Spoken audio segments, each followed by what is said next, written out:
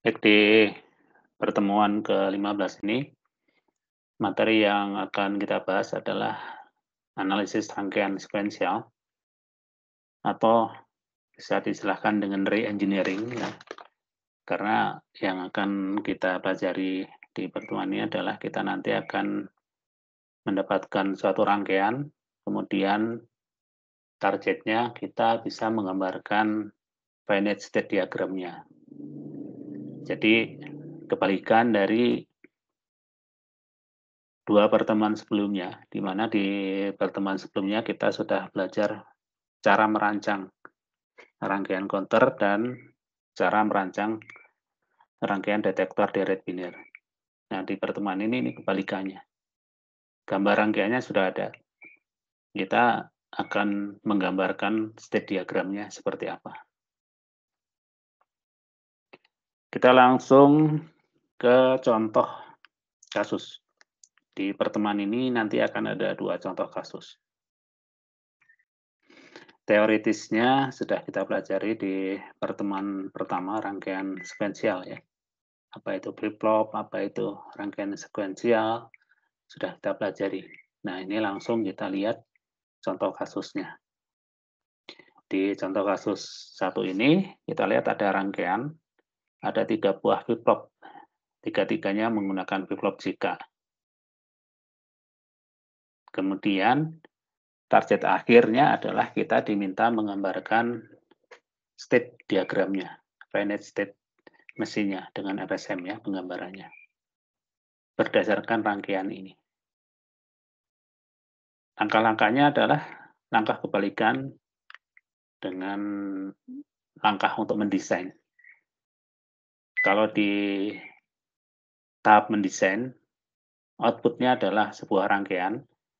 Rangkaian itu bisa kita gambar setelah kita mendapatkan fungsi. Maka di reverse engineering ini, ya, dari rangkaian kita akan ubah atau mendapatkan fungsi. Fungsi yang mana yang perlu kita buat adalah fungsi yang berkaitan dengan input dari flip-flop dan output. Kebetulan kalau di contoh ini, kasus satu ini, flip-flopnya tidak ada outputnya, hanya inputnya, berarti yang kita perlu buat fungsinya. Setiap flip-flop ada dua input, J dan K. Kebetulan ini semuanya pakai flip-flop JK ya, jadi masing-masing ada dua input. Maka kita harus tuliskan persamaan masing-masing. Oke, yang paling kiri ini flip-flop A, yang B itu, yang tengah itu B, yang kanan itu C ya. Yang paling kiri kita lihat J dan K, ini dihubungkan jadi satu. Kemudian menerima input dari gerbang N. Nah, di analisis rangkaian ini yang perlu hati-hati adalah harus bisa menentukan mana input, mana output. Karena yang bisa masuk ke input itu adalah dari output. Tidak mungkin dari satu input masuk ke input yang lainnya. Itu nggak bisa. Jadi input pasangannya output. Nah, sekarang ini J dan K ini kan input. Di gambar ini kebetulan dia hanya terhubung dengan gerbang N, di mana outputnya ya berasal dari gerbang N itu. Jadi output gerbang N dia masuk ke input J dan K. Karena di sini J dan K jadi satu ya. Oke. Nah, kemudian kita telusuri input dari gerbang N itu kemana. Misal ini yang sebelah kanan ini ya, garisnya kita telusuri. Nah, ternyata nyambungnya adalah ke apa ini? Ini namanya present state ya. Present state dari flip-flop yang tengah, jika yang B. Oke, jadi yang masuk ke gerbang N ini adalah output dari flip-flop, yaitu QB. Di sini disebut QB atau sebenarnya QTB ya. Kemudian yang ujung satu lagi kita telusuri. Nah, perhatikan di sini ada percabangan. Ada yang ke kiri, ada yang ke bawah. Yang kita cari adalah yang berupa output, yaitu yang ke bawah. yaitu terhubung ke output dari flip-flop yang kanan atau yang C. Sedangkan yang cabang ke kiri ini masuk ke input flip-flop yang tengah. Yang ini kita abaikan kalau input. Karena gerbang N ini juga input kan. Input pasangannya output. Maka dari gerbang N ini yang kita ambil adalah yang ke sini, output. Sehingga fungsi untuk input J atau K kebetulan jadi satu kan, itu sama dengan QB ya, atau QTB di-N-kan dengan QC. Ini jadinya fungsinya JA, KA, yang paling kiri ini kita sebut flip-flop yang A ya. JA dan KA fungsinya sama. Oke, sampai di sini bisa dipahami? Sebelum lebih lanjut, jika ada yang punya pertanyaan, silahkan. Jika sudah dipahami, kita lanjutkan. Sekarang yang input flip-flop yang tengah, J dan K-nya di sini juga dijadikan satu ya. Nah, sekarang kita cari. Ini kan input, berarti kita cari output. Kalau ini jalur ke atas, ini input gerbang N, maka ini kita abaikan. Berarti yang ke bawah. Nah, ini output dari flip-flop yang J atau yang kanan. Berarti J dan K ini sama dengan QC. Jadinya ini fungsinya. Oke. Dan flip-flop yang paling kanan, J dan K-nya juga jadi satu dan terhubung ke nilai 1. Maka fungsinya JC atau KC sama dengan 1. Oke, ini tahap pertama. Kita mendapatkan fungsi dari setiap input flip-flop. Jadi ada 6 fungsi ini ya. Kebetulan di sini nggak ada output. Kalau ada output, kita perlu menuliskan juga fungsi outputnya seperti apa. Kalau ini flip-flop T, ya mungkin hanya satu fungsinya. Karena flip-flop T inputnya satu, atau flip-flop D juga hanya satu. Oke, ini tahap pertama kita sudah dapatkan fungsinya. Bisa dipahami ya? Baik, selanjutnya adalah kita akan menentukan fungsi next state. Kalau tadi adalah fungsi untuk setiap input flip-flop, sekarang kita akan menentukan fungsi next state. Pertama, kita lihat tabel operasi dari flip-flop yang digunakan. Di contoh ini adalah flip-flop JK, seperti ini. Kemudian, kita akan buat fungsi next state untuk flip-flop JK. Untuk memudahkan dalam membuat fungsi, maka tabel operasi ini ya kan kita ubah bentuknya menjadi key map. Nah, key map-nya ini adalah yang J, ini yang K ya. Tinggal kita pindahkan aja dari tabel operasi sebelah kiri menjadi ke bentuk key map. Misalnya untuk J-nya 0, K-nya 0, isinya adalah QT. Maka QT ditulis di sini. J-nya 0, K-nya 0. Kemudian J-nya 0, K-nya 1, isinya 0. Ditaruh di sini.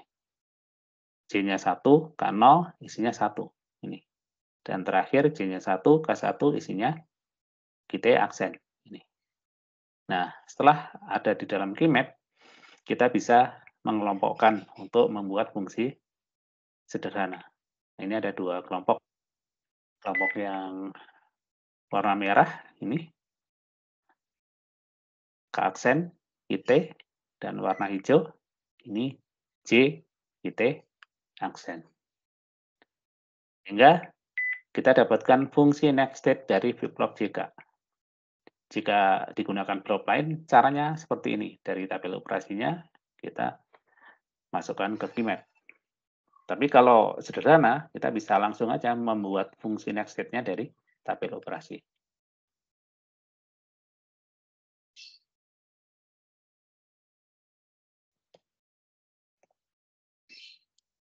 Oke.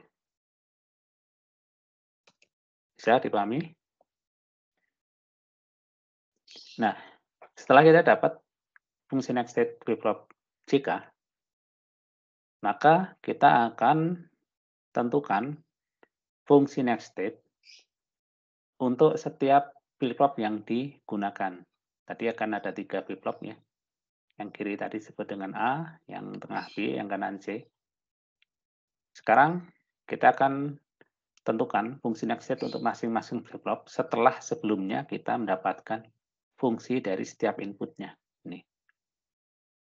Jadi dari fungsi next state flip-flop JK ini kita akan ganti J dan K-nya sesuai dengan fungsi yang sudah kita dapatkan sebelumnya. Misal, ini untuk flip-flop yang A atau yang paling kiri. Tadi J-nya, JA ini sama dengan QB kali QC, KA-nya sama ya, QB kali QC. Maka kita akan ganti K dan J di sini dengan fungsi ini. Yang pertama adalah ini, K ya. K-nya itu diganti dengan QB, QC, karena ini ada aksen, maka juga ada aksen di sini. Kemudian yang J, ini QB dan QC, ini ya, ini J-nya. Oke. Jadi kita substitusikan, kita masukkan fungsi yang dihasilkan di tahap sebelumnya ke fungsi next step dari flip-flop JK. Setelah itu dengan aljabar boolean kita buat menjadi lebih sederhana, menjadi seperti ini. Nah, perhatikan di sini, yang ini QB-QC ada aksennya, yang ini QB-QC nggak ada aksen. Yang ini QA tidak ada aksennya, yang ini QA ada aksennya, sehingga kita bisa tulis menggunakan XOR, ya, QA XOR QB QC. Ini fungsi sederhananya untuk flip-flop yang A atau yang paling kiri tadi. Untuk yang B, dengan cara yang sama, K-nya ini, sekarang kita ganti dengan ini. KB ini QC kan. Jadi QC aksen, kemudian J-nya ini QC. Nah, dari sini kita lihat bentuk yang unik ya. Ada aksen, tidak ada, ini tidak ada, ini ada aksen, sehingga bentuk sederhananya menjadi QB XOR QC. Ini untuk fungsi next state flip-flop yang tengah. Untuk flip-flop yang paling kanan, flip-flop C, ini lebih sederhana lagi. Karena JJ dan KC-nya tadi sama dengan 1. Sehingga K ini kita ganti 1, 1 diaksenkan jadi 0 ya. Kemudian yang J ini diganti 1. Yang ini hilang sehingga tinggal JJ aksen. Jadi sampai di sini kita sudah mendapatkan fungsi next state untuk setiap flip-flop yang digunakan. Oke, bisa dipahami? Jadi udah dua tahap ya. Tahap pertama tadi kita mendapatkan fungsi untuk setiap input flip-flop. Kemudian tahap kedua, fungsi next state berdasarkan flip-flop tadi dan fungsi untuk setiap input flip-flopnya.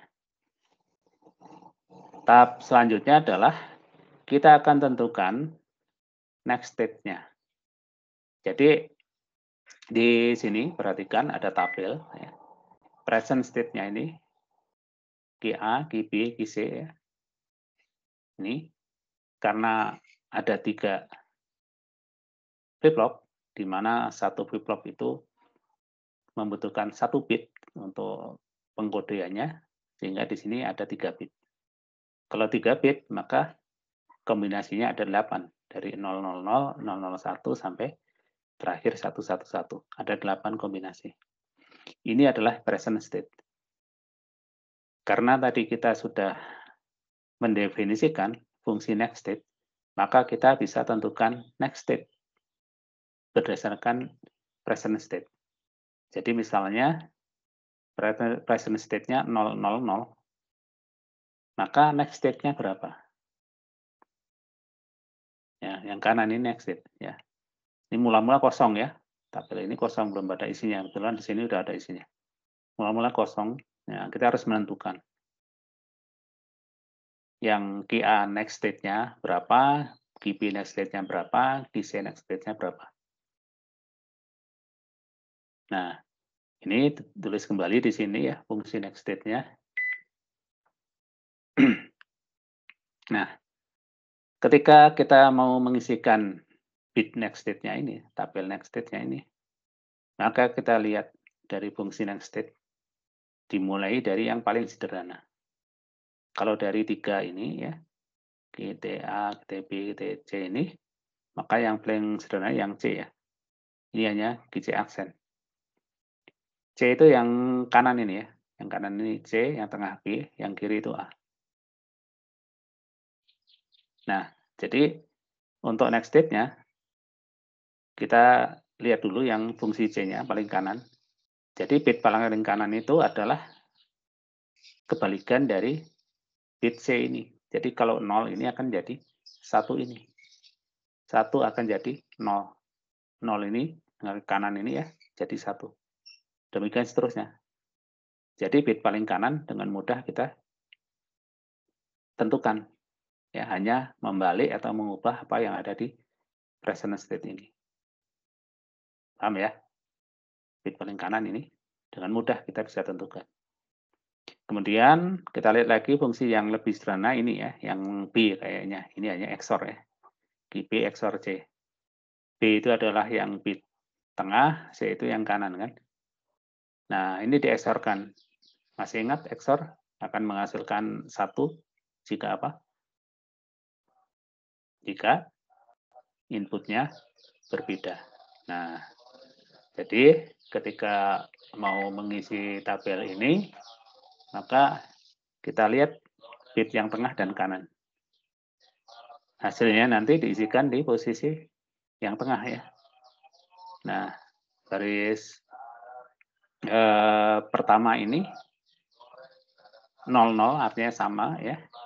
Nah, kita ketika mau mengisikan ini, pilih aja salah satu apakah mau melihat bit C dan B yang sama atau yang beda. Ya, cara berpikirnya supaya lebih gampang ya. Jadi misal kita akan melihat bit yang menghasilkan 1 dari XOR, berarti bit input yang berbeda. Nah, baris pertama ini kan 0 dan 0 sama ya, kita lewat dulu. Yang kedua nih 0 dan 1. Nah, karena beda, maka kita tulis di sini ya, bit 1. Output dari XOR jika inputnya berbeda ya, 0 dan 1. Kita isi 1, terus bawahnya 1 0, beda lagi diisi 1 ya. Bawahnya ini 1 1 sama ya, kita lewat. Nah, ini sekarang di baris ini 0 1, kita isi 1. Bawahnya 1 0, kita isi 1. Yang terakhir ini 1 1, jadi kita lewat. Nah, setelah kita isi ya, coba ini dicoret-coret. Jadi tadi 1 ya, ini kita udah isi 1, ini 1, ini 01, ini jadinya 1, ini 101, oke. Kan tinggal baris-baris yang belum diisi, ini otomatis 0 ya. Jadi cara mengisinya bisa lebih cepat. Yang lainnya berarti nilainya pasti 0 ya. Ini bit tengah sudah terisi semua. Tinggal terakhir ini fungsi yang sedikit agak panjang ini ya. Nah, ini ada XOR-nya juga. Nah, di sini kita harus telusuri satu persatu ya. Di sini perhatikan ini ada N antara B dan C. B dan C itu berarti bit yang tengah ini sama yang kanan. Jadi kalau salah satu 0, pasti hasilnya 0 ini ya, yang di B, di C ini. Oke, yang paling atas misalnya, berarti 0 di-XOR-kan dengan 0. Karena sama, maka hasilnya 0. Ini bit paling kiri ini ya. Kemudian yang kedua, 0 di-N-kan 1, ini juga 0. Di-XOR-kan 0, 0 lagi hasilnya. Yang ketiga, 1 dan 0 di-N-kan 0, di-XOR-kan 0, hasilnya 0 lagi. Kemudian baris 4, 1 di-N-kan 1, ini 1 ya. 1 di-XOR-kan dengan 0, karena beda hasilnya 1. Kemudian yang bawahnya 0 di-XOR-kan dengan 1, beda hasilnya 1. Bawahnya 1 di-XOR-kan dengan 0, jadi 1 lagi. Ini juga 1, dan terakhir 1 di-N-kan 1 itu 1, di-XOR-kan dengan 1. Karena sama, hasilnya jadi 0. Sehingga isi dari tabel next state-nya sudah bisa terisi dengan lengkap semua.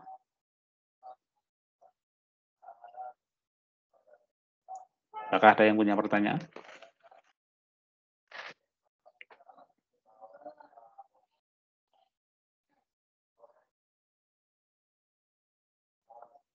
Cukup jelas?